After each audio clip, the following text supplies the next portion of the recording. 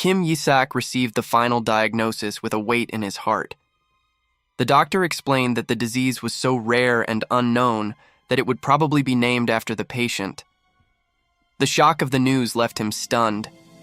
He squeezed the paper in his hand, feeling the weight of the cruel irony that fate had in store for him.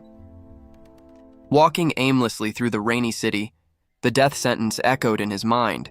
He had at most only 6 more months to live. The injustice of the situation consumed him as he walked.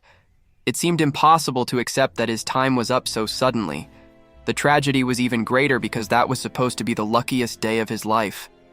He realized in disbelief that he had won the lottery on the same day he was condemned to die. Lost in his turbulent thoughts, the boy didn't notice the world around him. The traffic light turned red, indicating imminent danger. He continued walking across the crosswalk, completely oblivious to the horns and cars approaching at high speed. The warning sound came too late. The impact was violent and unavoidable, throwing him away before he could react. His body hit the ground with brute force. The winning ticket escaped his trembling fingers, falling uselessly onto the wet asphalt. Pain took over everything as his consciousness faded. In his last moments, he lamented the unfair brevity of his existence. The paper on the sidewalk remained as a monument to his luck and misfortune. The fortune he would never have the chance to enjoy was there, abandoned. In a final surge of despair before the end, he screamed internally. His soul begged for any chance of salvation, refusing to accept that fate. The wish was granted, but in a distorted way. He awoke in a new place, horrified to realize that his human body had disappeared, leaving only a skull. The new reality was bizarre. He had been reincarnated as a skeleton, a form that prevented him from enjoying even the most basic pleasures of life. There was no time to process the change. Fierce monsters immediately appeared, advancing against him with lethal intentions. The skeleton's eyes glowed with an intense crimson light. He was focused and ready to unleash all of his hidden power. A heavy blow crushed the remains on the ground. The brutality of the combat manifested instantly in that impact. With a fluid movement, the undead warrior delivered a devastating cut. The energy of the attack tore through the air violently. Fresh blood dripped down the surface of the weapon. The blow had found its target with lethal precision, proving the effectiveness of the attack. However, something interrupted his concentration. The skeleton turned sharply, alerted by a new threat emerging behind him. A huge beast advanced with a wild roar. Its claws were extended, ready to tear the bony opponent apart in a single movement. The creature's attack collided against the ground with tremendous force. Debris flew everywhere as the ground split under the brutal impact, but the warrior was faster. He jumped high, dodging the charge and positioning himself above the enemy for a fatal counterattack. A macabre smile appeared on his face. He seemed to feel a dark and confident pleasure at the opportunity to finish off the opponent. With a death sentence, he plunged the sword. The beast looked up in terror, realizing too late that its end was inevitable. The blade pierced the monster, sealing its fate. The last of the opponents fell lifelessly, ending the confrontation definitively. The creatures around witnessed the absolute victory. Impressed by the power demonstrated, they immediately bowed in reverence to the immortal sovereign. The sudden adoration caught the skeleton off guard. He scratched his face, feeling strangely embarrassed and shy with so much fervent praise. A winged demon raised his voice to formalize the moment. He proclaimed the name of the new king for everyone in the abyss to hear. The horde of monsters erupted in chaotic celebration. They roared in approval, enthusiastically accepting the leadership of King Isaac. Kim Yisak asserted his identity with irritation. The skeleton snapped his fingers, correcting how he should be called and demanding due respect. Seriousness soon returned to his bony expression. The moment of relaxation passed, giving way to the cold determination that drove him. He recalled his ultimate goal with clarity. The warrior desperately wanted to regain the ability to eat and even feel pain, becoming human again. To that end, he had slaughtered beasts and demons without mercy. The path to there was paved with the agony of his defeated enemies. Meanwhile, figures in the divine realm reacted with shock and dread. The arrival or deeds of the undead caused an uproar among the sacred observers. The protagonist displayed a macabre smile. He felt that he was finally one step away from achieving his long-awaited reward. He entered the imposing divine realm. The warrior stopped before the illuminated thrones, facing the entities that ruled that place. Kim Yisak introduced himself before them, ready. His posture exuded the confidence of someone who had overcome all the challenges imposed. The gods, however, murmured in disbelief. They were shocked by the speed of his progress, as they expected the task to take centuries to complete. The skeleton, however, was not deaf to their comments. He interrupted the whispers, making it clear that he could hear every word of doubt. XML. The warrior turned, confronting their attitude. The lack of seriousness from those deities was starting to dangerously test his patience. A blonde god, sitting on the throne, just smiled arrogantly. He seemed to find the situation amusing, underestimating the threat before him. Kim Yisak's rage began to overflow. He gritted his teeth tightly, realizing the disdain with which he was being treated. A crimson light shone intensely in his eye sockets. Fury took over him as he realized the true nature of that audience. The skeleton exploded into a violent attack against the deities. Upon discovering that they had no way to make him human, he unleashed all his hatred against the liars. The deities spoke disdainfully about the situation. One of them commented that this outcome was exactly why he had opposed the idea from the start. The skeleton warrior, however, imposed his will with fury. He made it clear that if those useless beings weren't able to make him human again, they were worthless. Anger emanated from his empty socket like a living flame. The undead's patience had completely run out in the face of that divine inertia.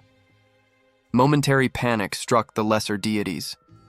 Faced with the imminent threat, they recoiled and stammered, trying to process the audacity of that creature. The sentence was delivered. The skeleton decreed that, since they couldn't help him, the payment for their incompetence would be made with their own lives. A maniacal laugh echoed through the sacred hall. He proclaimed his insane desire to turn everyone there into mere bones, condemning them to the same cursed fate he carried. Chaos erupted in the divine realm. Waves of crimson energy tore through the environment, destroying the peace of the place with unrestrained violence. However, at the height of the destruction, something interrupted the attack. The skeleton stopped his blow, confused by a sudden change in the atmosphere. The skeleton warrior found himself exposed in the center of the hall. His offensive seemed to have been contained or nullified, leaving him standing under a mysterious light. A smile of pure mockery formed on the face of one of the deities. To him, that explosion of violence was nothing more than a momentary amusement. The red-haired god manifested his power calmly. He looked at the creature with superiority, dismissing the threat with a simple gesture. The deities remained unwavering in their positions. They analyzed the situation coldly, classifying the intrusion only as the emergence of a high-level disaster. The skeleton suddenly felt ridiculed. Faced with the god's calm posture, his overwhelming fury seemed to have lost all intimidating impact. The god in front emanated an intense and oppressive light. The difference in power between an undead and a real deity became painfully clear. The hierarchy of the place reaffirmed itself. The skeleton warrior realized too late that his desperate attack had not shaken the authority of those beings. The skeleton warrior launched his attack, but the divine voice mocked his slowness. The enemy declared that he should never have revealed his intention so early, sealing his fate with that tactical error. Too late, the fighter realized the trap. Screams of panic echoed as he desperately tried to stop the momentum, begging for a pause that the deity would not grant. A blinding light swallowed the undead. The overwhelming force descended upon him, obliterating any hope of resistance and consuming his physical form in that instant. The energy exploded violently, sweeping the place. The impact was absolute, a demonstration of power that suggested that nothing could have survived that divine punishment. The other gods watched the scene with contempt and shock.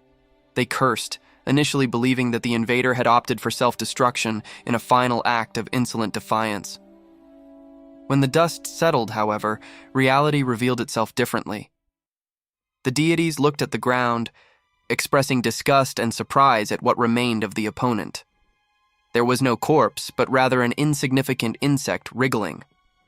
The red-haired god smiled, amused by the pathetic and impotent form that the warrior had been forced to assume. The divine group regained their composure, discussing what had happened coldly. The immediate threat had been neutralized in a humiliating way, reaffirming the untouchable superiority of those beings. The sacred hall, although marked by battle, remained imposing. The grandeur of the place now contrasted with the smallness of the fate that awaited anyone who dared to challenge them. One of the supreme figures, shrouded in mystical light, pondered the consequences. There was a risk that others of the same species would emerge in the future to disrupt the order. The sentence was delivered without any mercy. The deity ordered that attention be turned to the human realm, decreeing the complete extermination of all existing demons to prevent new insurrections. As the order of genocide echoed, the hierarchy reaffirmed itself in the hall. The blonde god remained impassive, watching the servants who bowed before his absolute and terrible authority. With a casual movement, the deity bent down. His fingers enveloped the small being that had once been a proud warrior, capturing it without any effort.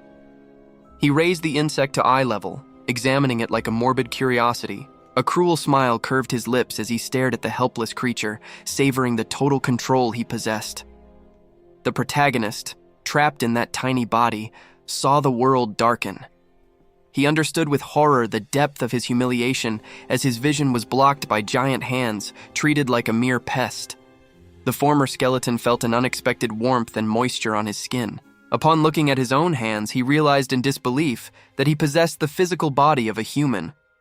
It wasn't an adult, however. The protagonist had been reborn as a red-eyed baby, lying helpless and staring at the ceiling in surprise. He tried to move his short arms, testing the reality of that new form. Motor coordination was precarious, and the environment seemed strangely giant around him. Suddenly, unfamiliar faces appeared over the crib. A maid and a butler watched the child, surprised to find him awake at that moment. The servant smiled at the little one. The woman seemed enchanted, while the man prepared a bottle, maintaining an apparently attentive expression. The newborn, however, didn't reciprocate the affection. Something in those gazes awakened his alert instinct, despite his physical fragility. The atmosphere changed drastically. The caregiver's smiles turned dark, revealing intentions that were anything but benevolent beneath the room's dim light. The butler held the bottle with excessive force. The liquid inside glowed with an unnatural green, very different from ordinary milk. The warrior's instinct screamed at the danger. He immediately understood that this visit did not bring peace, but a direct threat to his new life. The baby tried to recoil, but his immature body barely obeyed. Panic grew as he struggled uselessly against his own physical helplessness. The servant then revealed his murderous purpose. With a cruel smile, he apologized ironically, announcing that he would put the sacred child to sleep forever. Without hesitation, the man brought the bottle's nipple close to the baby's face, forcing the lethal substance in his direction. In a desperate reflex, the little one managed to turn his head sharply to the side, avoiding direct contact with the poison. The protagonist kept his eyes and mouth tightly shut. He flatly refused to ingest the suspicious liquid, resisting as best he could. The assassins recoiled, shocked by the child's sudden inactivity. Meanwhile, the protagonist finally understood why he hadn't been sealed by the gods. A sudden realization struck the baby's mind. The sound of that specific name awakened a crucial memory. Little Isaac shuddered in the crib. The puzzle pieces finally fell into place regarding the reason for his survival. He recalled that Yisak was the ancient pronunciation for disaster. The banishment spell had targeted the wrong concept due to the phonetic similarity to his current name. It was this linguistic confusion that prevented his eternal sealing. Instead of disappearing into the void, the magic failed and allowed him to reincarnate in this new body. However, the epiphany was brutally interrupted. The servants resumed holding him tightly, completely ignoring the adult consciousness inhabiting that fragile body. The green liquid was forced against his lips again. The murderous intent was clear. They weren't just feeding him, but trying to silence him permanently. As he struggled, the protagonist felt a sinister aura emanating from those people. There was a supernatural malice permeating the butler's and maid's actions. Far away, in the daylight, life in the palace went on, oblivious to the desperate struggle taking place in the nursery. A high-ranking priest walked through the marble corridors with firm steps, followed respectfully by his assistant. A cruel smile curved the elder's lips. He coldly calculated that, at that very moment, the child should have already met his tragic end. Suddenly, his steps were interrupted. An imposing presence blocked his path, forcing him to stop. Before him stood Alexander, the emperor of the Holy Hella Empire.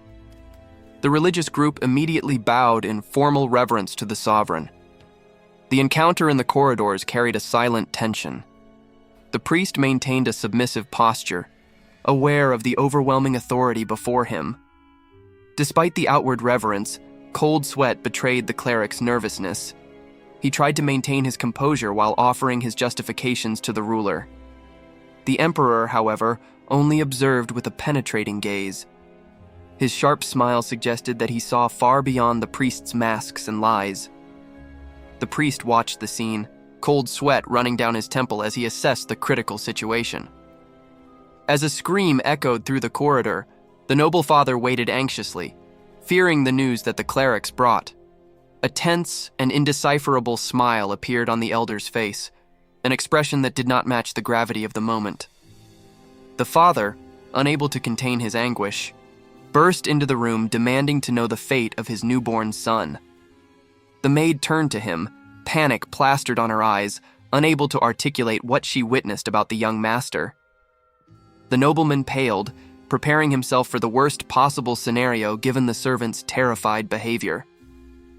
However, in the crib, the baby rested with a radiant and healthy smile, defying all the gloomy expectations. The priest recoiled, visibly shocked to see the child alive and vibrant after what should have been a fatal event. Beside him, dozens of empty bottles lay piled up, witnesses to the absurd amount of the substance that had been consumed.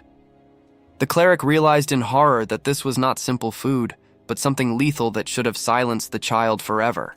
The protagonist sensed the malice emanating from the servants, whose shadows concealed their true murderous intentions as they gave him the liquid. However, upon feeling the substance run through his system, the baby's eyes widened, recognizing that familiar energy. The poison, made of demonic manna to destroy the sacred, became the perfect and invigorating food for the soul of an ancient monster.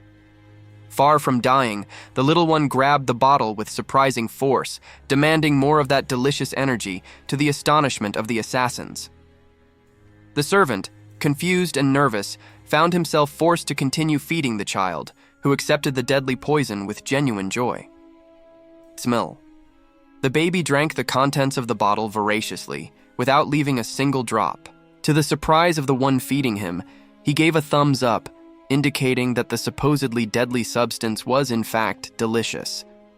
However, behind that childish gesture, the protagonist's mind was sharp and calculating. He closed his eyes, focusing all his attention to deal with what he had just ingested. His consciousness plunged deep, surpassing the limits of the waking mind. The young man's spirit entered the unconscious world, seeking the source where he could process that newly acquired energy. Inside, the raw power manifested chaotically and intensely. He knew he needed to shape that unstable force quickly before it dissipated or caused damage. With unwavering determination, the protagonist ordered all the absorbed mana to be directed to a single point. His goal was to fuse that external energy directly into his forming magical core. The process demanded immense effort from his small spiritual body. He screamed in the emptiness of his mind, forcing every particle of power to obey his will and condense. The tension was palpable on his spiritual face. He realized that the task was more arduous than he had anticipated, requiring total focus to not lose control of the situation. Suddenly, the energy exploded in an intense and blinding glow. However, the protagonist was confused to notice that the manifestation of power took on a different color than he expected. The shock soon turned to disbelief. He realized that an absurd amount of power was trying to lodge itself in a core that was still small and incomplete.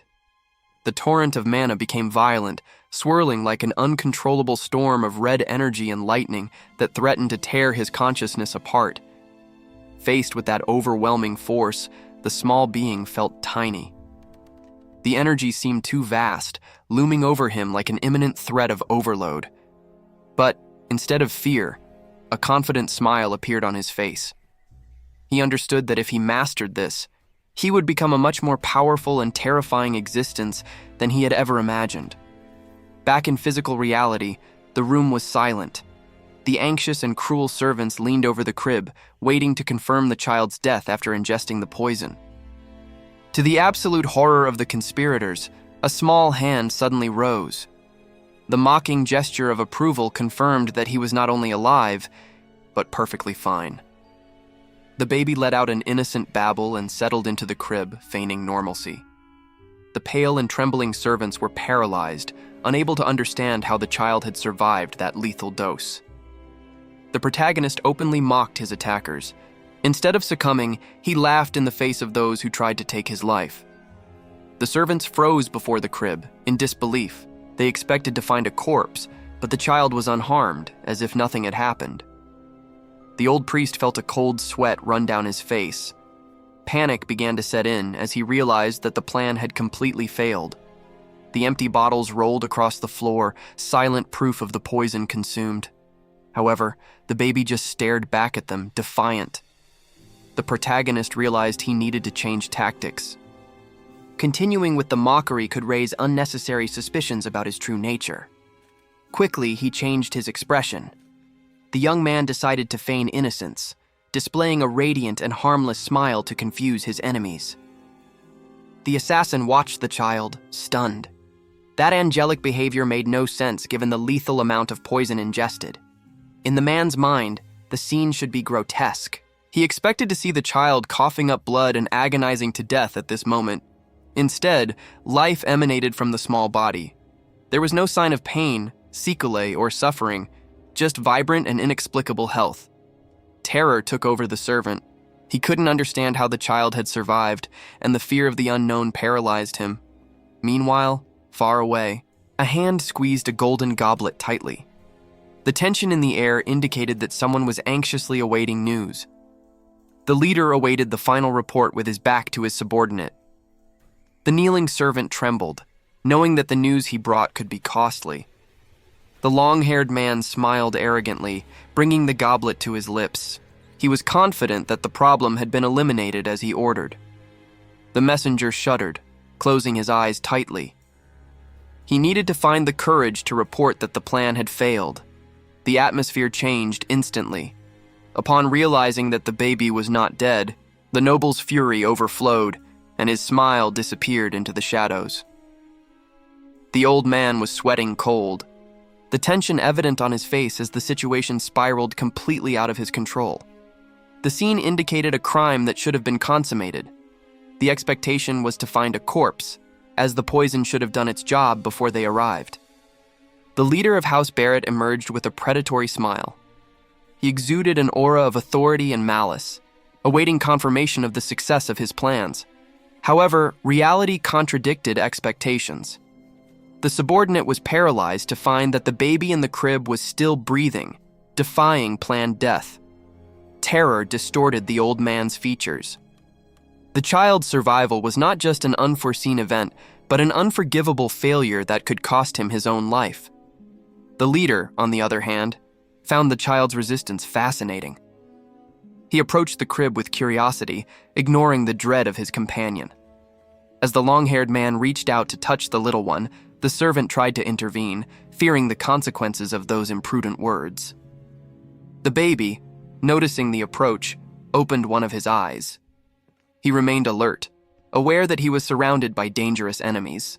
With arrogance, the noble made audacious comments, comparing himself to divine figures and showing total disdain for the sacred hierarchy. The child panicked internally. the little one understood that these figures were not there to protect him, but to ensure his end. The servant watched everything with growing horror. The blasphemy uttered and the failed assassination created a suffocating atmosphere of fear. Trying to ease the tension, the old man forced a nervous smile, but his attitude only provoked irritation and distrust in his superior. The leader turned his attention to the crib. The baby, in an act of cunning, began to laugh and gesture, trying to appear harmless to disarm the hostility. The child pretended to fall asleep peacefully, but his mind was racing with the revelation that he was considered a saint candidate. Suddenly, the baby's body reacted violently. A dark and sinister substance was expelled from his mouth, physically manifesting before everyone. The infant body expelled the harmful energy it couldn't digest, ridding itself of the deadly poison that threatened it. The effort left the protagonist exhausted and trembling, feeling the immediate side effects of that forced purge. Suddenly, a hand invaded his space, startling him before he could fully recover. The older man leaned over the crib, analyzing the child with an oppressive and dominant presence. A sadistic smile appeared on his face as he found that the baby had inexplicably survived the attempt. The protagonist swallowed hard, paralyzed by fear in the face of that malicious gaze that seemed to see right through him. Instinctively, he squeezed his eyes shut, trying to feign unconsciousness or sleep to avoid further suspicion. However, the leader changed the course of the conversation by revealing that the Pope had already designated that child as the new saint. The revelation shocked the subordinate, who clearly did not expect such external interference in the plans of the House Barrett. Upon hearing this, the baby opened his eyes in shock, finally understanding the reason for this sudden political turnaround. Without any delicacy, he was lifted from the mattress, now considered a valuable piece on the board instead of a target. The man ordered an inquisitor to be called, holding the supposed saint with a possessive and calculating firmness. With an authoritative gesture, he dismissed any hesitation, demanding immediate action from his servants to legitimize the situation. The subordinate agreed to postpone any definitive judgment on the child, bowing to his master's will. As he was carried away, the protagonist realized that his survival now depended on the machinations of that dangerous man. The religious leader continued his speech, adding a crucial condition to his plans for the future of the succession. The younger man, possibly the father, froze. He understood that the title of crown prince now depended entirely on the selection of the saint. It became evident that the leader would use the child as a tool for political blackmail, refusing official recognition unless he controlled the sacred choice. The protagonist, hearing everything, felt a wave of frustration. He realized he was trapped in the center of a dangerous power struggle. He knew that remaining a saint candidate was an incalculable risk. If he remained in the spotlight, his true identity could be discovered. The old priest turned his attention to the baby in his arms, preparing to make a final judgment about the nature of the child. However, the protagonist decided that he would not be passive. He tightened his fingers around the baby bottle, preparing a counterattack. The leader smiled arrogantly, completely unaware of the hostile intention of the little creature he was holding. As soon as the man began to talk about exterminating demons, the baby acted, hurling the bottle with lethal force against his face. The impact was violent and immediate, silencing the priest in the middle of his sentence and turning his arrogance into pure shock. The blow was so devastating that it knocked out one of the man's teeth, while the baby watched with ill-disguised satisfaction. Immediately, the protagonist changed his expression, adopting a radiant and innocent smile to mask the purposeful aggression. The priest recoiled, holding his swollen face and babbling, unable to believe that a simple baby possessed such physical strength. Ironically, the violence did not generate suspicion, but admiration. Those present interpreted that supernatural strength as the definitive proof that he was the saint. The protagonist raised his arms in triumph. His attempt to silence the old man ended up, by accident, securing his position of safety. The impact of the blow reverberated, leaving the House Barrett leader stunned and unable to react immediately to the physical assault. The baby, however, did not cease the attack. Shouting infantile sounds that masked profane insults, he continued to defy the man holding him with fury. The priest felt the paralyzing shock, unable to comprehend how a toddler possessed such strength and hostility. To the spectators, however, the scene was divine. The young noble watched in awe, mistaking the brute violence for an extraordinary manifestation of mana and bright light. Ignoring the admiration of others, the protagonist concentrated magic to reinforce the bottle, planning to transform the object into an even harder weapon for the next blow.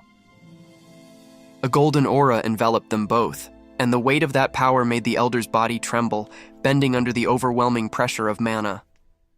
The baby focused all his intention on the object, making it shine intensely as he calculated the perfect moment for the final attack. Magic flowed into his hand, solidifying the baby bottle with a supernatural density, ready to cause severe damage. Fear finally took over the leader. He realized, with cold sweat dripping, that he was holding something far more dangerous than a simple blessed child. With no other choice and fearing for his safety, the man hastily placed the baby on the table, stepping back to put a safe distance between himself and the small threat. The silence that followed was broken only by the shocked whispers of the guards, who were trying to understand the divine or monstrous nature of the being before them. The protagonist, now free and in command of the situation, displayed a smug and calculating smile. He had achieved exactly what he wanted. Taking advantage of the priest's distraction and lowered guard, the baby reached out his little hand and began rummaging through the man's robes with a clear purpose. His nimble fingers found a chain hidden beneath the sacred fabric, firmly grasping something the noble was trying to keep hidden. With a swift movement, he pulled the object out. A rosary emanating a purple and sinister energy was revealed, exposing the dark secret that the priest carried with him. The object in question was not a simple religious accessory. It was the sealed corpse of a high-level demon, converted into a powerful totem. The priest kept that hidden artifact with him at all times. It was his secret weapon, a guarantee of defense to be used if he ever encountered real demons. However, panic took over his mind.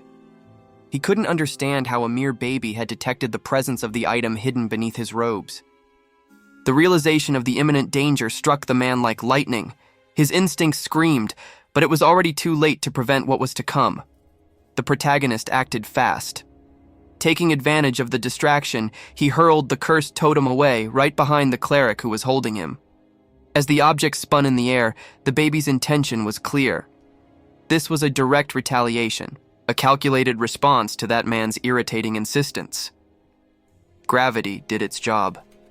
During the fall, the energy contained in the artifact began to leak, preparing to break the seal that kept it inert. The totem hit the temple floor. At the same instant, a purple and profane aura exploded from the impact, signaling that the containment had failed. A snap of fingers echoed, discreet but decisive. The baby activated the magic trigger needed to unleash the true potential of the demonic corpse. Chaos immediately ensued.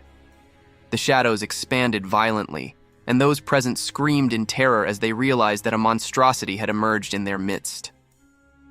The little protagonist raised his hand, satisfied with the disorder.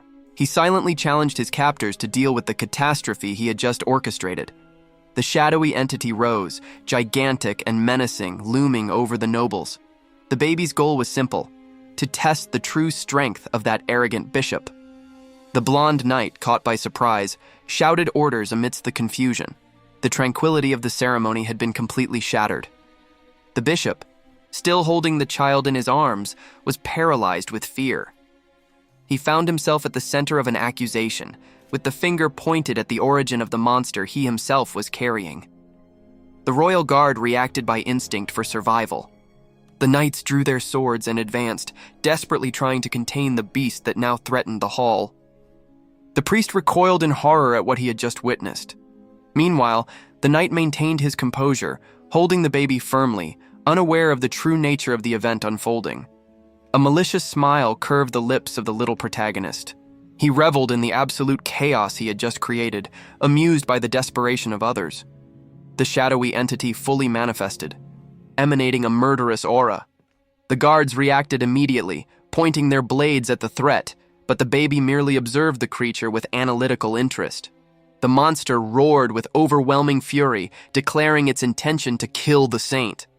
The pressure of its bloodlust made the air vibrate, instilling panic in the temple. However, that specific declaration caught the protagonist by surprise. He frowned, confused, as the creature's behavior did not match what he expected. The shadow advanced violently against the knight who was protecting the child. The man barely had time to process the attack, finding himself forced into a desperate defense. Chaos spread throughout the sacred hall. The other paladins tried to position themselves, but the speed and ferocity of the sudden attack left everyone disoriented. The guardian retreated hastily, prioritizing the safety of the cargo in his arms. The baby, however, seemed visibly dissatisfied with the trepidation of the escape and the inefficiency of his protector. The impact knocked the knight down, who groaned in pain. The protagonist, observing the man's fragility, questioned internally whether that soldier actually possessed the qualifications of a paladin. The creature of darkness loomed over them, ready to deliver the fatal blow. The gigantic shadow swallowed any escape route, cornering the fallen pair. In a sudden effort, the knight kicked out to ward off the imminent danger. The baby remained impassive in the man's arms, treating this life-or-death struggle as a mere inconvenience. Realizing that the situation was getting out of control, the little one sighed. He decided that he would need to intervene personally and subdue the beast before the worst happened. Taking advantage of the widespread confusion, the protagonist focused his magical energy. He knew that, in that turmoil, no one would notice the subtle glow in his eyes as he prepared a spell. The monster attacked again, forcing the knight into another clumsy dodge. The baby lamented his luck, wondering why, in this new life, everyone seemed so intent on eliminating him.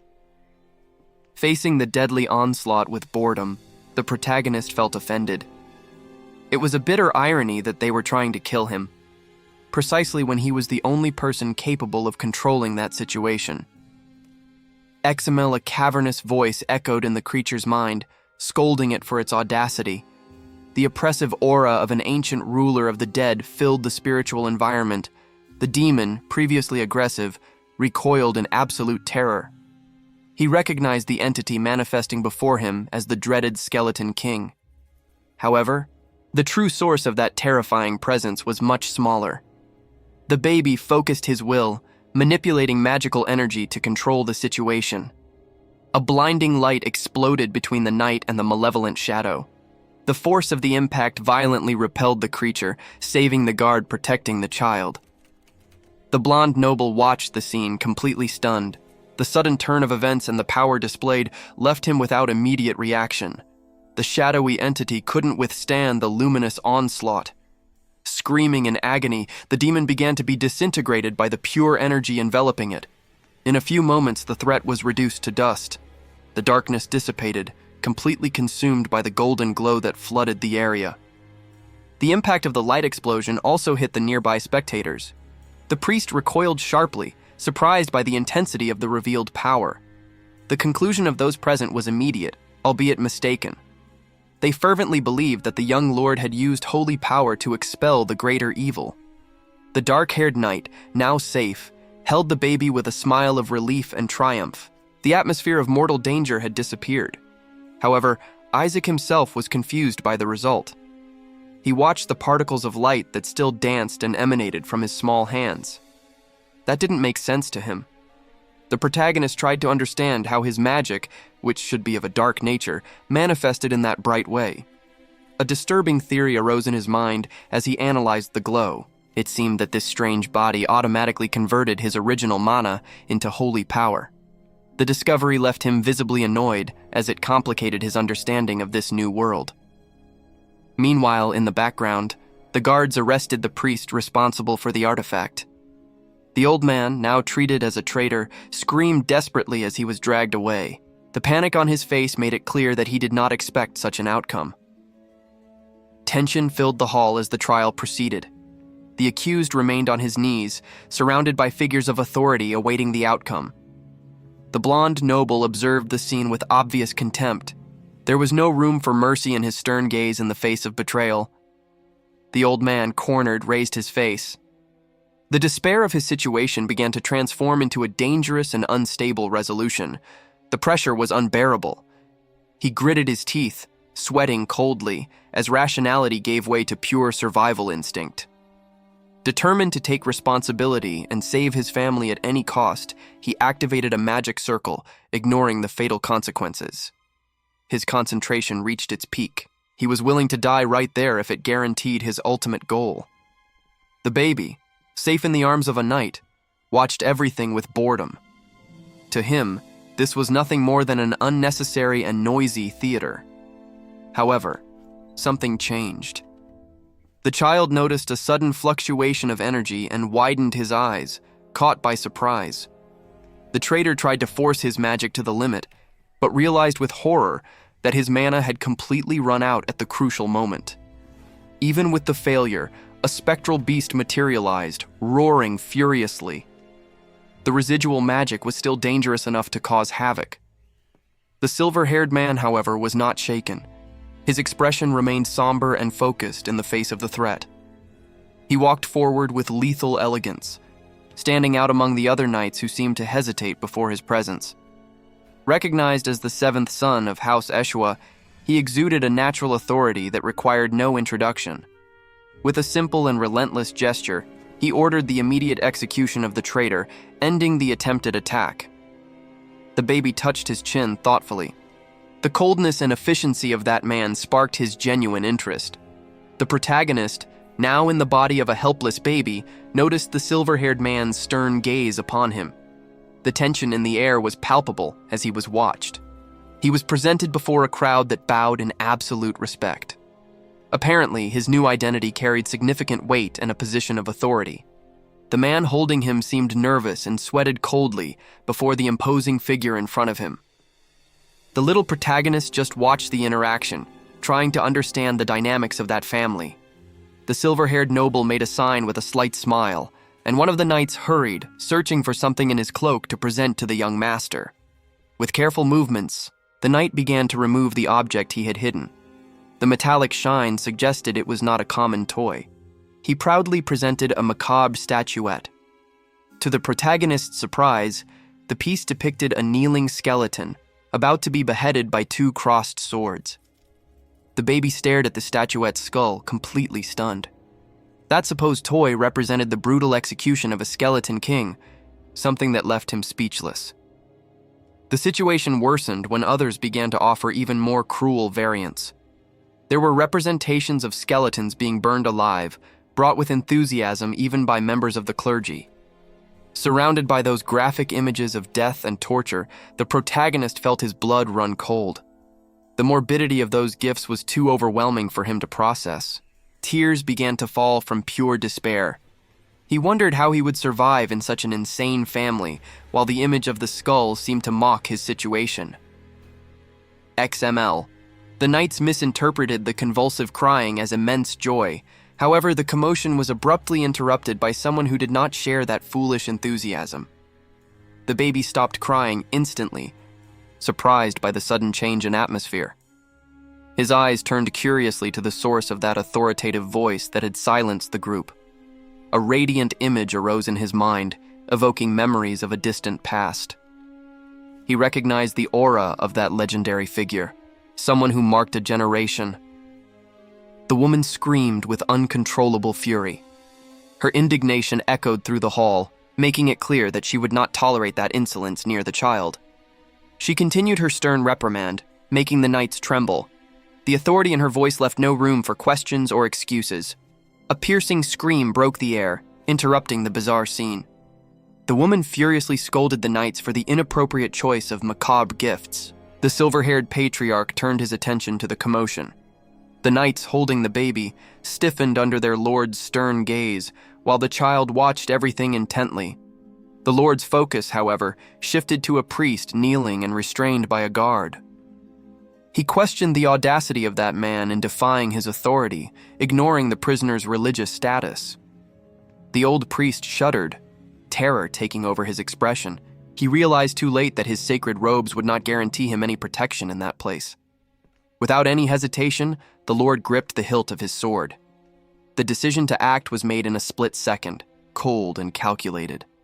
The kneeling man gasped in shock, his eyes widening before imminent death. There was no time for prayers or final supplications.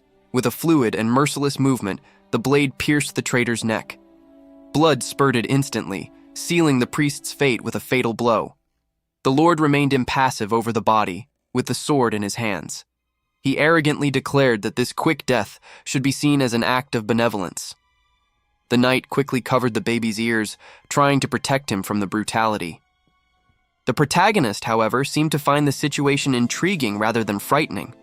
The guards panicked, desperately trying to shield the child's innocence. They insisted that the young master should only see and hear good things. To distract the baby, the ladies appeared with radiant smiles and a new toy.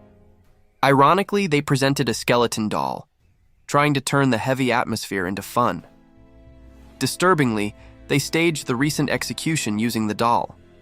As they cheerfully sang about the skeleton's head falling off, they tried to normalize the violence that had just occurred. The patriarch, ignoring the nanny's grotesque theater, turned his back to leave. He walked with the indifference of someone accustomed to deciding on life and death. However, his departure was interrupted by a voice from behind. An imperial emissary appeared, conveying a direct order that the palace wished to take over the boy's upbringing. The Lord stopped and looked back, visibly bothered by the audacity of the request. The tension in the hall soared again in the face of external interference over the child's fate. The man with golden eyes spoke, his serious expression indicating the importance of what he was about to say. The silver-haired father listened attentively, maintaining a stoic posture. In his arms, the baby seemed strangely focused on the adult's conversation. The child squirmed in his father's grip, showing sudden discomfort and an unusual understanding for his age. The little one covered his ears, stunned. The mention of those ancient figures made his mind spin in total confusion and disbelief. Externally, he seemed just an innocent child receiving a gentle touch, but his thoughts were in complete chaos. The Lord remained still as the story about the Pope and the infamous Skeleton King was narrated, holding his son firmly. A subtle and confident smile appeared on the blond man's face, satisfied with the way the explanation was going. The child frowned, suspicious. A familiar name echoed in his mind, bringing a sudden and disturbing realization about his new reality. An imposing image of a silver-haired woman arose in his thoughts. The baby realized, shocked, where he really was and who those people were. The irony of fate fell upon him. He had been reborn precisely into the holy woman's family, becoming a sacred candidate, which seemed like a cruel joke. He imagined the fanatical determination of that lineage. Their mission to eradicate the Skeleton King was absolute and instilled from the cradle. Legends described the holy woman as an unstoppable force of nature, a warrior whose overwhelming light meant the end for any undead. In the memories of the battle, her sacred power collided violently against the darkness in a confrontation destined to annihilate evil. The Skeleton King, as powerful as he was, ended up succumbing and being torn apart by the relentless ferocity of her attacks. In the end, only bitter defeat remained. The once great ruler of the dead found himself humiliated, cursing his fate as his servants bowed. The baby shuddered as he felt the oppressive aura of his old enemy. The memory of that sword and the sacred power that destroyed him still haunted him, even in that fragile form. Oblivious to the child's internal panic, the silver-haired man just smiled. He held the little one tenderly, showing genuine and comforting paternal affection. The imperial emissary, however, maintained a stern expression. His silence carried a solemn weight that contrasted sharply with the light atmosphere around the baby. Suddenly, the color drained from the baby's face. The father noticed the abrupt change, and panic took over his expression when he saw the child's distressed state. The reality was cruel. The emissary explained that many children of that lineage could not withstand the pressure, fatally succumbing to illnesses caused by extreme stress. XML, the little one began to thrash violently in his father's arms. He struck the man's chest with his tiny fists, releasing all his pent-up frustration. To everyone's surprise, the father didn't get angry. On the contrary, he lifted his son into the air, interpreting that sudden aggression as a sign of vigor and health. His gaze overflowed with pride. The baby's combative energy seemed to have won the noble's heart even more, as he saw it as an excellent omen. The protagonist was paralyzed, not understanding that positive reaction. His old soul, accustomed to death, couldn't process so much affection in the face of a direct attack. A drop of sweat ran down the baby's face. The situation was too absurd. He tried to show hostility to get away, but only received love and approval in return. The tender moment was interrupted by the visitor's rigid posture. The imperial emissary returned to the serious matter that had brought him there, ignoring the family scene. The news from the outside world was alarming. With the strengthening of the demonic forces, the existence of that baby was becoming a vital resource for the power of the Holy Empire. The man with golden eyes was emphatic in his explanation. The child's fate did not belong only to the family, but was a matter of state that required the palace's intervention. Those words fell like a sentence on the protagonist. The prospect of being used as a political tool by the empire he hated left him completely outraged. The father, however, reacted with immediate protective instinct. He squeezed his son against his chest and looked at the emissary with distrust, refusing to accept those demands passively. Something in the conversation suddenly captured the baby's interest. He sharpened his hearing, attentive to every word that floated in the air. The silver-haired man delivered the bad news with regret. The absence of that female figure would be long, leaving a worrying void in the child's future. The impact of the revelation was immediate on the protagonist. Panic took over him as he realized how vulnerable his situation had become. The blonde lord held the little one's hand, processing the information. His gaze denoted a deep concern for the fate that awaited the boy. Desperate to escape that fate, the baby stretched out his arms in a silent appeal. However, his attempt to ask for help was interpreted by the adults only as an adorable gesture. The adoration quickly turned into conflict. Suddenly, the child found himself in the middle of a physical dispute, being pulled from both sides. The blonde lord tightened his grip, refusing to yield. He showed a fierce determination to keep the boy in his care. However, the visitor was not willing to let go. He pulled back with equal intensity, claiming his right over the child. The tension exploded into an open argument. While one demanded to take the boy to the imperial palace, the other decreed that he would remain in Eshua. Trapped in that human tug-of-war, the protagonist felt his energies drain away. Being treated as an object of dispute was making him dizzy. It was then that the blonde man decided to end the impasse. An aura of power began to emanate from him, revealing his true authority. The baby noticed the origin of that intense light.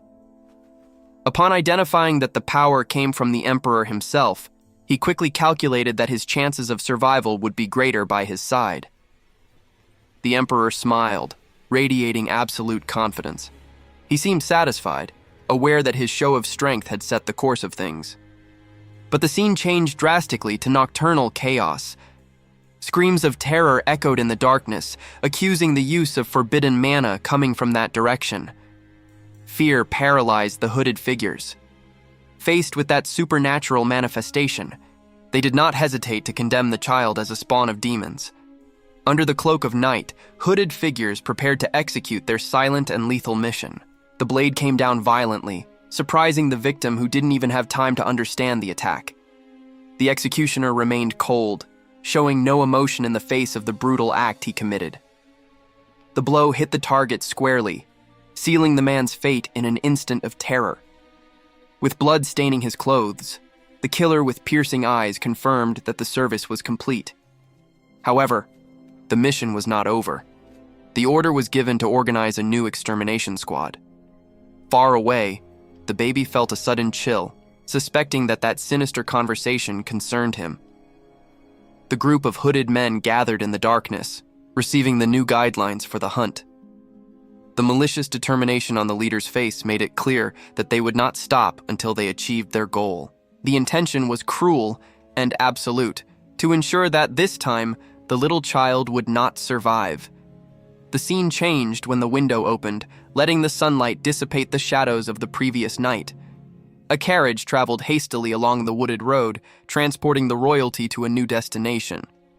The emperor kept his son safe in his arms, ignoring the baby's discomfort with so much sudden light. Meanwhile, the silver-haired man explained the gravity of the situation, mentioning the connection to bodies of demons. To prove his point, he channeled an intense luminous energy into the palm of his hand. Isaac had a sudden recollection of his true nature. The image of a skeleton imbued with magical power flashed in his mind, contrasting with his current fragile form. The silver-haired man felt a sudden touch. He looked down, surprised to realize that the child had taken the initiative to hold him. The baby's small hand gripped the adult's finger tightly. It wasn't an involuntary reflex, but a deliberate gesture from someone seeking attention or confirmation. Isaac smiled and babbled enthusiastically, pointing upwards. He was trying to communicate his will, using all the childish charm he possessed to manipulate the situation. The father, however, was completely disarmed by his son's cuteness. He covered his mouth, emotional and blushing, interpreting those unintelligible sounds as an adorable request. As the carriage continued its journey, Isaac's mind worked frantically. He felt he was sacrificing his dignity, but knew it was necessary for his plans. The protagonist recalled the extent of his former power. He had accumulated enough mana to defy the gods, and if he recovered his original body, no one would be a match for him. Inside the vehicle, the mood changed when the adults began to discuss serious matters. The blonde man explained details about the world's forces, unaware that the baby was listening intently. Suddenly, a specific topic in the conversation made Isaac's eyes widen. The silver-haired man kept a serious expression, listening to the report. Shock was plastered on the child's face. That new information represented a terrible and unexpected obstacle to his survival goals. They mentioned the Pope. The figure was described as the most powerful cleric in existence, capable of using level 10 sacred magic that would be lethal to the undead. In addition to brute power, this entity commanded all paladins and clerics. He was an absolute being, a king among the warriors of light and Isaac's natural enemy. The baby imagined the catastrophic scenario. If that religious leader discovered the nature of his soul or his powers, he would be hunted down and destroyed without mercy. The tense conversation was interrupted when the carriage stopped abruptly. The two men turned to the window, alerted by something outside. A servant approached hurriedly, visibly panicked. He gestured nervously, bringing urgent news to the silver-haired nobleman. The entourage arrived at their destination, but encountered an unforeseen obstacle. The reception at the gate was not what they expected. The guards blocked the way by crossing their spears, preventing any advance. Their rigid posture indicated that this was not a routine stop.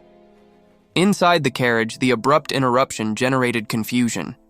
Both the silver-haired man and baby Isaac were taken by surprise by the hostility. The tension in the air turned into imminent danger when a macabre smile appeared on the face of one of the guards. The charade was about to end.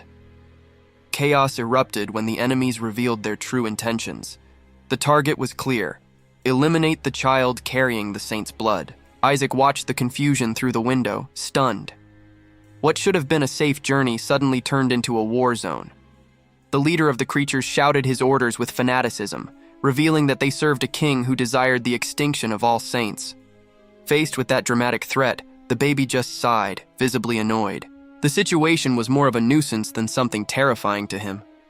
The human disguises completely fell apart, revealing monsters that laughed hysterically. They believed that the surprise attack would guarantee their victory. However, the response was immediate and brutal. A lightning bolt of sacred energy struck the beasts, incinerating them before they could react. The monsters fell defeated at the feet of their executioner. The silver-haired man advanced, stepping on the smoldering remains of the enemies. His expression hardened, taken over by fury. Attacking the carriage under his protection was a fatal mistake that he would not forgive. He unsheathed his sword, which shone with an intense light. The paladin was ready to purify the place with lethal force, magical energy concentrated in his hands, preparing a devastating blow. He would give the survivors no chance at all, and he wouldn't fight alone. Behind him, an entire battalion of holy knights raised their blades in unison, ready to decimate the demonic horde. The silver-haired man smiled with disdain at the threat. To him, that ambush was nothing more than a laughable offense. The creatures advanced with wild fury, mocking human courage. They believed that victory would be quick and brutal. As they attacked, the monsters proclaimed loyalty to their skeleton king. The battlefield soon became a chaos of magic and violence. In the midst of the confusion, a knight protected the little heir with his own body, desperately trying to move him away from the center of the conflict. An explosion shook the ground, throwing debris everywhere. The guardian struggled to maintain his balance and protect the child in his arms. The baby, however, showed no fear. He seemed only annoyed by all the commotion and the rough treatment he was receiving. Realizing that he couldn't fight while carrying such a precious burden, the knight placed the child in the safety of the vegetation. The little one reached out quickly, trying to reach his protector before he moved away to face the danger. The knight, however, had a contingency plan. He activated a defensive magic, conjuring a circle of protection around the boy. An impenetrable dome of energy formed. It was a powerful barrier, designed to withstand even attacks from high-level demons. The child pressed his hands against the shining surface. He immediately understood that nothing from the outside could break through that absolute defense. Almost at the same instant, a menacing shadow descended upon them, ready to test the resistance of that newly created magical protection. The claws of darkness tried to violently reach the boy, but they were firmly blocked by the wall of energy. Realizing the futility of the attack, the entity changed its posture. With a strangely respectful farewell, the shadowy spirit moved away from the barrier. As the small creature disappeared into the night sky, the nature of that magic was revealed. It was a detection spell that the protagonist himself had created. A dark entity manifested, radiating pure malice as it watched the situation with its bright red eyes. The spirit mocked the protagonist's current form, outraged that he was trapped in a baby's fragile body. The little one, protected by a magical barrier, just listened to the insults helplessly. However, the creature's attention was suddenly diverted. Its senses alerted it to approaching enemies. The being of shadows quickly moved away, leaving the baby behind as it flew towards the threat to intercept it. A fierce battle erupted nearby. Armored knights violently clashed against monstrous gargoyles, fighting to defend the entourage. The infantry soldiers maintained their formation, holding their spears firmly against the growing darkness that surrounded them. From inside his protection, the child watched the shadow move across the ground, realizing that the entity was about to unleash the power it had accumulated. The baby's eyes widened as he heard a specific count. The number 31 echoed, indicating the exact number of enemies remaining in the area. Chaos broke out among the human defenders. One of the knights shouted an urgent warning, realizing that something lethal was advancing towards the young master. New creatures, pale and humanoid, arose over the bodies of the fallen. The countdown continued to fall relentlessly as the enemies approached. One of the monsters displayed a predatory and cruel smile, savoring the anticipation of imminent violence with a hungry look. The attack was devastating. With supernatural speed, the invaders broke through the lines of defense, massacring the soldiers who tried to resist. The guard commander watched the scene in shock, paralyzed and horrified by the brutality with which his men were eliminated. For a brief instant, the battlefield fell silent, and the baby smiled, relieved, believing that the danger had passed. However, an even more terrible aura arose, identified as a shadow lich. Terror instantly returned to dominate the child's face. The overwhelming presence of the new threat loomed over them, demanding the lives of everyone present.